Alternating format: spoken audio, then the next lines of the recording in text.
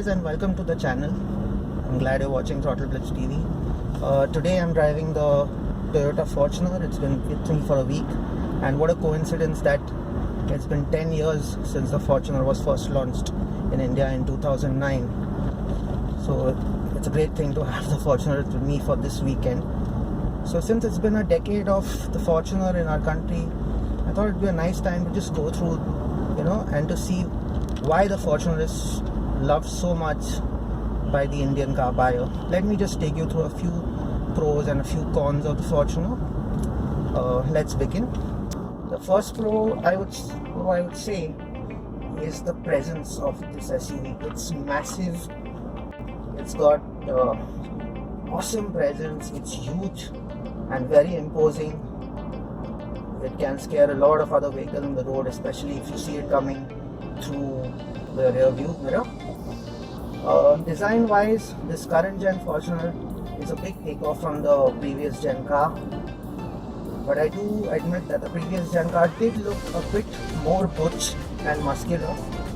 This one is more stylish, and you do see some Lexus design from this generation of the Fortuner.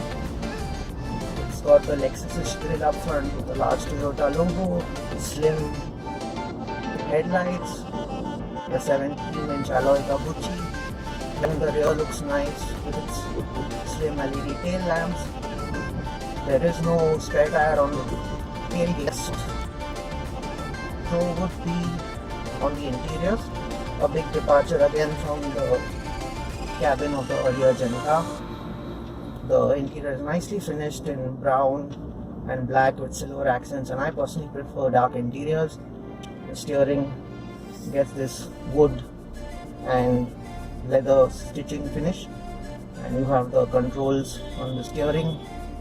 The seats are pretty comfortable. They're like thrones. They've got adequate support. You have a touchscreen infotainment system with Bluetooth connectivity, USB charging. The current gen Fortuner comes with the option of a 2.8 liter diesel, the one which I'm driving, and this variant which I'm driving comes with automatic transmission and 4-wheel drive. You also get a 2.7 petrol, and you do have the option of a manual gearbox as well. So earlier the Fortuner used to come as a full-time 4-wheel drive, but now by default it's in 2-wheel drive, and you can shift to 4H and 4 low at the twist of a dial, and that's it. Yeah. Coming to the engine, the 2.8 I'm driving is pretty powerful. It has decent punch, and it's a 6-speed automatic torque converter. Feels robust, and performance is good too. The next big pro would be the Fortuner's off-roading ability. It can actually just go anywhere, be it slush, mud, rocks. This thing can actually take you anywhere and won't let you down. The switchable 4-wheel drive modes are a great advantage. Next, should say Toyota service. Toyota offers great after-sales service. Toyota has a great reputation for the way they treat their customers, so that's definitely another plus. Last but not the least, resale value. A Toyota can get you great resale. I mean, you buy a Fortuner today and you even sell it 10 years down the line with a few lakh kilometers on the clock, you still might end up getting half of what you paid for the car when it's new. So that way the Fortuner is a really fantastic package. Okay, now for the not so nice things. The first I should say is the kind of, or should I say, the lack of equipment for a SUV in this price bracket. There is no sunroof. Some plastic bits don't feel great on the interior for the kind of money you pay. Next, I should say another negative would be the engine. Though powerful, it tends to get noisy on the higher RPMs and does sound a bit boomy. I mean, it sounds louder than you're actually going. So that's the con, I should say, would be the ride quality. Though it's much better than the Fortuner of the previous gen. It still has a little of vertical movement on bad patches of roads, but it's still much better than the earlier car. Coming to handling, the Fortuner is not a great handler, and being a ladder on frame SUV, you really shouldn't try corner caving in this. Highway cruising is fine, but it's not a great corner caver, and you have significant amount of body roll.